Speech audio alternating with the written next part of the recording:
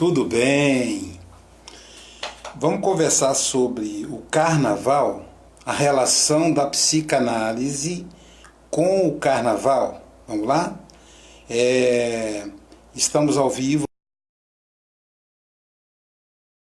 aí no Facebook e no Instagram. No Instagram é SBP e no Facebook é Aloísio Silva, psicanalista.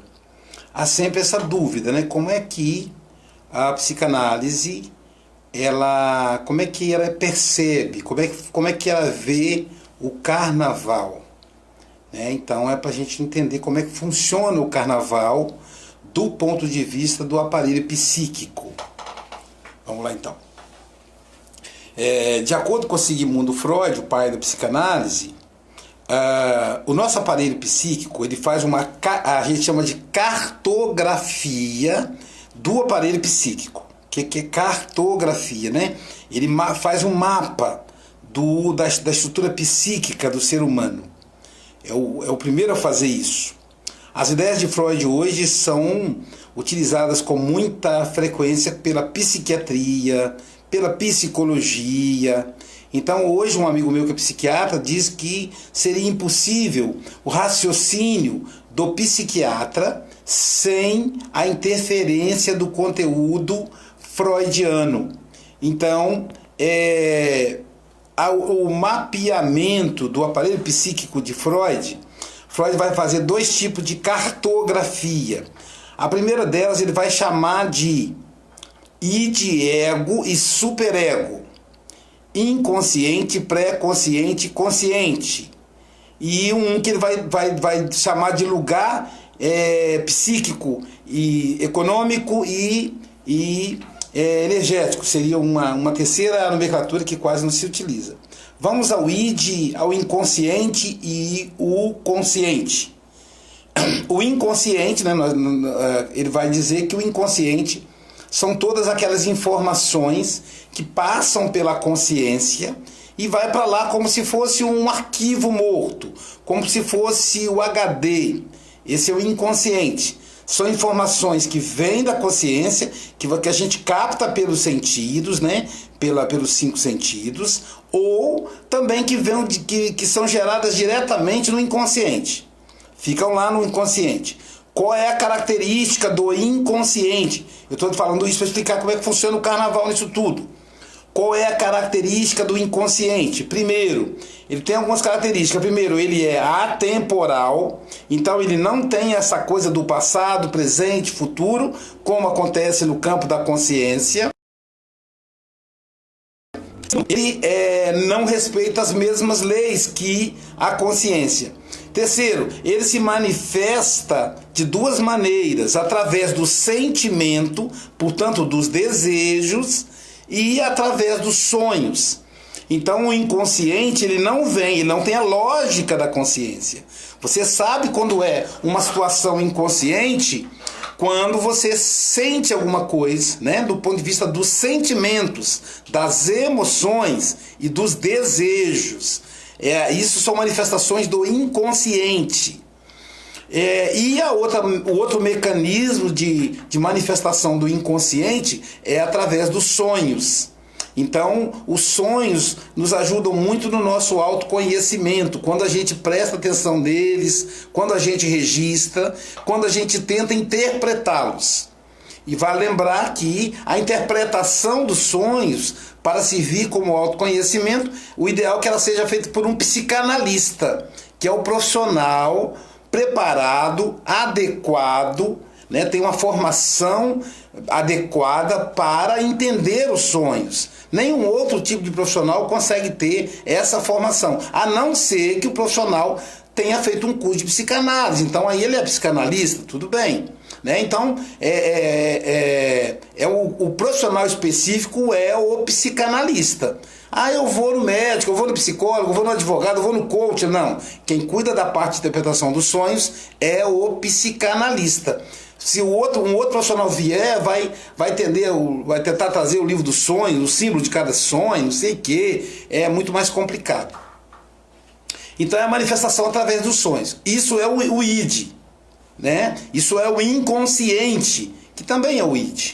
né? O outro é o pré-consciente, é aquela região com conteúdos que não estão mais na consciência, mas também não estão no inconsciente. Ele está no meio do caminho. Uma característica muito grande do pré-consciente é a memória, né? A gente às vezes esquece alguma coisa que logo depois a gente lembra, é o pré-consciente. E por último, a consciência. A consciência é aquele local aonde a gente tem a atenção, as regras da consciência, as leis da consciência, a atenção, raciocínio e lógica. Então, quando é que uma coisa se torna consciente? Quando você pensa, quando você raciocina, quando você compara, quando você usa lógica, quando você compara uma memória com a outra, isso é consciência. Então a gente tem aí a consciência, o pré-consciente e o inconsciente, né? Uma outra cartografia do psiquismo humano apresentado por Freud é o id, ego e superego. O id representa os desejos, os nossos desejos. E os desejos, eles são amorais, que eles são do inconsciente, lembra? O inconsciente, ele é amoral, ele é atemporal. Então, a gente tem desejo de amar e desejo de matar. A gente tem desejo de transar e desejo de trair. É simplesmente desejo, é livre. Te vem o desejo, e aí, se você seguir o seu desejo, aí para regular isso, como o desejo ele é livre, ele é amoral, se a gente vivesse só pelo id, não teria vida social. Porque, por exemplo, se eu me interesso por uma mulher casada, eu iria me aproximar dela, cantá-la e tal, e aí eu teria um problema com o marido dela. Vice-versa, se a minha esposa fizesse isso comigo, né? Se eu tivesse com muita raiva de uma pessoa e quisesse matá-la, eu ia tentar matá-la. Então, são os desejos. Esse é o que a gente chama de id. Uma outra instância é o superego. O superego, ele é o que promove a vida social. O superego, ele surge no complexo de Édipo. Rapidamente eu vou explicar o que é complexo de Édipo.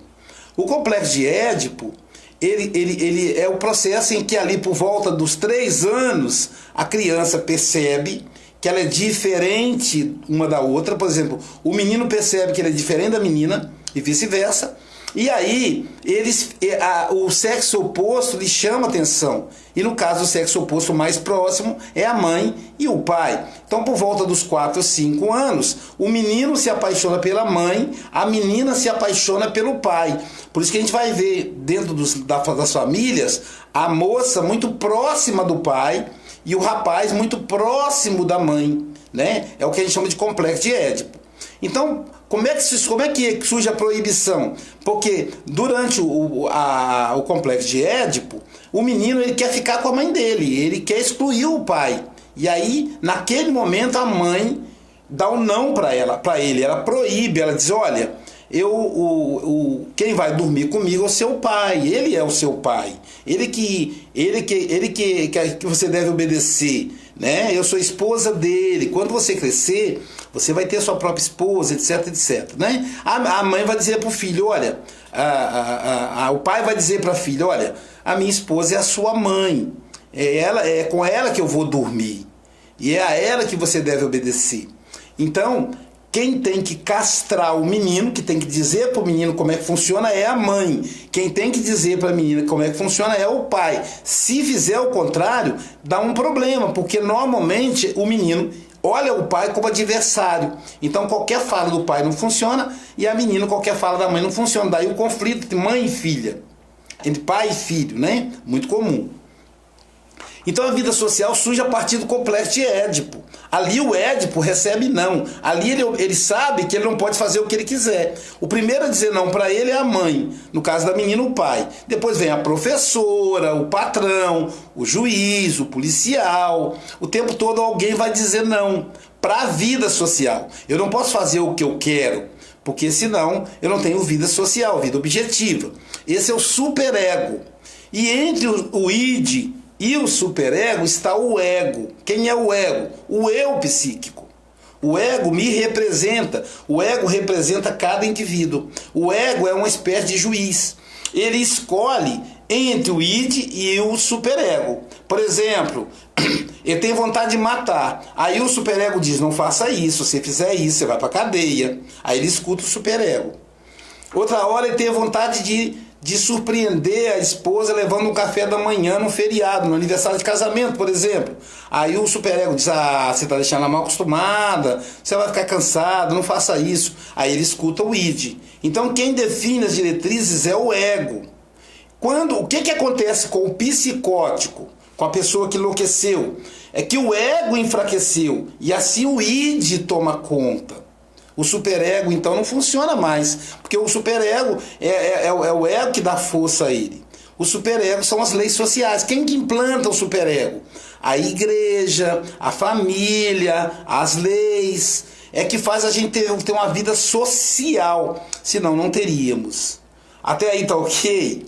Então, o que acontece no carnaval? Quando houve o pacto de civilização, o grupo civilizado entendeu que durante uma época do ano o superego deveria ser relaxado, o id deveria se fortalecer. E o ego, então, durante esse período, ele libera o id, ele enfraquece enquanto juiz que administra, que tem a lógica, lembra? Inconsciente é desejo. Consciência é raciocínio, é lógica, é lei de causa e efeito, é consciência de resultado, né? Então, esse ego, esse consciente, ele enfraquece, de maneira que o inconsciente toma conta, de maneira que os desejos, o id, toma conta. Isso durante 4 dias, que são os 4 dias de carnaval. Então, durante esse período, o que acontece? Como o superego não tem o ego para encaminhá-lo ao processo, o id toma conta, o ego se entrega ao id, e aí então o inconsciente toma conta, e aí então vamos fazer o que nós quisermos, né? Então eu quero beijar uma mulher, eu beijo, eu quero sair com um homem, eu saio, eu quero beber, eu quero xingar, né? Aí é muito comum nesse período xingarem os governos, o presidente da república, os governadores, os prefeitos, né? Eu tô rindo aqui porque, de certa maneira, mesmo quem não está no carnaval, se delicia com essa liberdade que ocorre durante o período da festa de Momo para fazer o que quer. Então, por exemplo, aquele homem tem muita vontade de experimentar a vida feminina, tem inveja da mulher que usa um vestido e é tudo fresquinho embaixo, não é obrigado a usar calça sempre, aí durante o carnaval ele vai vestir o vestido. Tem até aquela música do... um compositor da década de 1930, né, que a mãe escondeu a roupa dele para ele ir no carnaval. Eu vou lembrar o nome dele daqui a pouco, tá no meu pré-consciente, né? E aí os amigos chegaram, vamos pro carnaval. Aí ele falou, com que roupa? E aí ele fez uma composição, com que roupa eu vou? Aquilo que você me compra, aquele que você me convidou. Então, dizem que ele foi o primeiro. Aí ele vestiu o vestido da mãe no Rio de Janeiro, né? Ele vestiu o vestido da mãe e daí surgiu a moda dos homens vestirem vestidos, passarem batom. Então a gente vê aquela figura extremamente estranha, né? O homem barbudo com batom de vestido, todo desengonçado, né? Que é exatamente o momento em que o homem pode experimentar ser mulher sem sofrer a censura, já que o id está tomando conta, já que não existe ali a censura do superego. São 4 dias, pode tudo. Então as pessoas não estão trabalhando, então acordam tarde, dormem tarde, e aí acabam cometendo abusos, usam drogas, aqueles que gostam, bebem os que gostam de beber, mas tem aqueles que gostam realmente de se divertir. E isso acontece durante o carnaval. É como se o id fosse liberado. É como se o inconsciente funcionasse nesse período. Então é a fase dos desejos. né? Então é a fase em que a censura é reduzida. É o inconsciente apresentado por Freud. O grande barato disso tudo é quando a gente dá uma temperada, eu vou dar uma temperada agora para vocês com Jung, com Carl Gustav Jung, porque o Jung ele fala do inconsciente coletivo. Então olha que interessante, o meu desejo vai se sintonizar com o desejo de outras pessoas, formando um grupo que que não tem superego, um grupo que vai funcionar com os desejos. Então são os blocos carnavalescos, são as escolas de samba, que é o inconsciente coletivo. Por que a escola de samba no Brasil é uma belíssima manifestação de arte, né? O desfile das escolas de samba do Brasil é a maior manifestação de teatro a céu aberto do mundo. É uma arte belíssima, admirada por gente do mundo inteiro, porque surge do inconsciente. Então, como não tem o limite ali, as pessoas ficam mais livres. E o artista ele precisa de liberdade. Com liberdade ele produz mais. Então, por isso que nesse momento, por exemplo, um artista que fosse produzir alguma coisa de crítica ao governo, seja o governador, o presidente da república, o prefeito, ele teria dificuldades de produzir, porque o superego ia dizer, não vai dar certo, você vai ser preso, isso não vai ter visita, você não vai conseguir vender a arte. Como não tem superego, é só id, então ele produz aquelas coisas maravilhosas. E aí as pessoas se aglomeram como se fosse um inconsciente coletivo. Aqueles homens que gostam de vestir de mulher vão formar o bloco das misses, aquele monte de homem esquisito, né? Que quer beijar os outros homens e tal. Aqui no meu bairro, por exemplo, a gente tem a gente tem a escola de samba mais tradicional da cidade, né? Que é a Mocidade de Olaria. Ela é a escola mais que sempre ganha prêmio, a mais tradicional da cidade, é aqui no meu bairro. E a gente tem também aqui, tem o Rogerinho do Cavaco, que é um cantor, um sambista maravilhoso, um compositor, né, que eu admiro muito, já gravou, você já teve nas mídias e tal, tem muitos seguidores no Facebook, nas redes sociais, né? Então eu fico meio que rasgando seda pro Rogerinho para mim, a gente troca essa figurinha porque o Rogerinho foi meu aluno, o Rogerinho do Cavaco, foi meu aluno na escola, né? Então, não na escola de música, porque eu não entendo de música, né? Mas foi meu aluno, então com isso ele me admira, eu admiro, ele faz uma música belíssima, né? E aí o Rogerinho do Cavaco é que compõe aí para Mocidade Alegre de Olaria, o nome certo é essa. Mocidade Alegre de Olaria. E a gente, além da Mocidade Alegre de Olaria, eu não participo, porque normalmente nesse período eu estou viajando, fazendo palestras, participando de retiros espirituais, essa coisa toda. Então, além disso, temos também aqui o bloco das misses, que é muito engraçado. E aí eu evito sair de casa, porque se eu saio de casa no horário do bloco das misses, vem aquele monte de homem me beijar para me deixar marcado de batom. Então o que faz um monte de homens se juntar para vestir vestido, para passar batom, enfim, para se maquiar numa coisa extremamente estranha, bizarra, porque eles não têm o menor talento para ter um corpo feminino. Por que eles fazem isso? É o inconsciente coletivo. É também quando o preconceito cai. Então, normalmente o pessoal LGBTI tem mais liberdade. Eles amam o carnaval, porque no passado é a época do ano em que eles mais podiam ser originais. Né? Não havia a homofobia estava reduzida, já que a homofobia é uma invenção do superego. Então é uma época de mais liberdade para eles. Eles podem assumir sua própria identidade sem nenhum problema, né? Então é uma época realmente de muita realização dos desejos, né? Então tem até aquela história, o namorado que termina com a namorada na véspera do carnaval para poder depois aí quando termina a quarta-feira de cinzas, ele quer fazer as pazes, porque na verdade ele queria ficar sozinho no carnaval para poder pegar outras meninas, né? As meninas que terminam com o namorado no período do carnaval também. Tem a história da gravidez do carnaval, né? Tem, enfim, tem uma série de histórias que correm aí, a pessoa que bebe e cai durante o carnaval, que é exatamente a época em que os desejos ficam aflorados.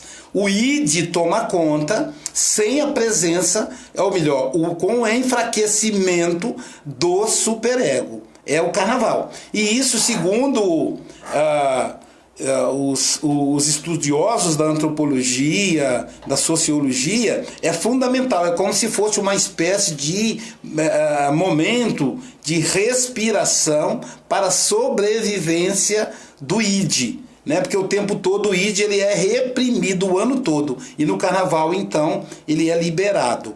Então, agora, eu enquanto psicanalista, eu só digo o seguinte: o que acontece? Durante o carnaval, você realiza seus desejos, né? Os desejos são realizados, né? Porém, quando termina os dias do Momo, na quarta-feira de cinzas, o superego está lá te esperando, feia, né? Para te censurar. Dizendo, olha, você bebeu demais agora, ó, há um problema no fígado. Ó, você bebeu demais, ó, seu casamento tá pendurado. Ó, você bebeu demais, ó, sua namorada saiu com outro. Então aí o superego, ó, você bebeu demais, ó, você faltou com os compromissos religiosos.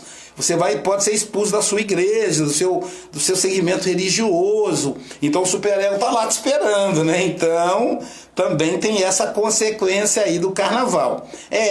Enfim, pessoal, essa é a nossa contribuição relacionando o carnaval com a psicanálise.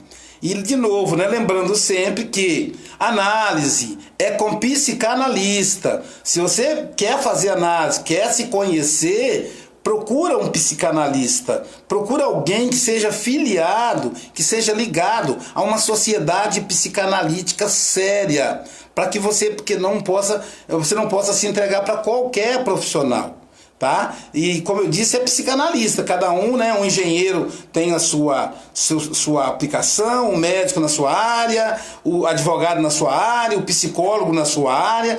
Quem cuida de análise é o psicanalista, é com ele. Assim, mas, ô Luísio, um psicólogo pode atuar como psicanalista se ele tiver feito o curso de psicanálise, então ele é psicanalista, como o curso é aberto a qualquer profissional, não é vinculado a essa ou aquela profissão. No entanto, precisa ser feito. Na nossa sociedade, por exemplo, o curso de psicanálise, ele leva 30 meses, ele leva quase 3 anos.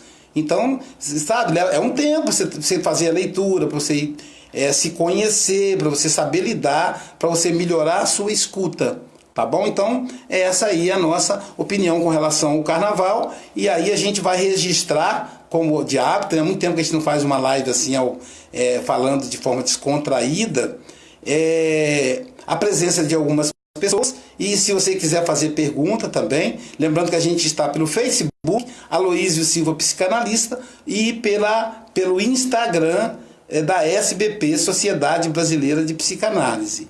Então a gente está aqui com o Antônio Alves de Souza Filho.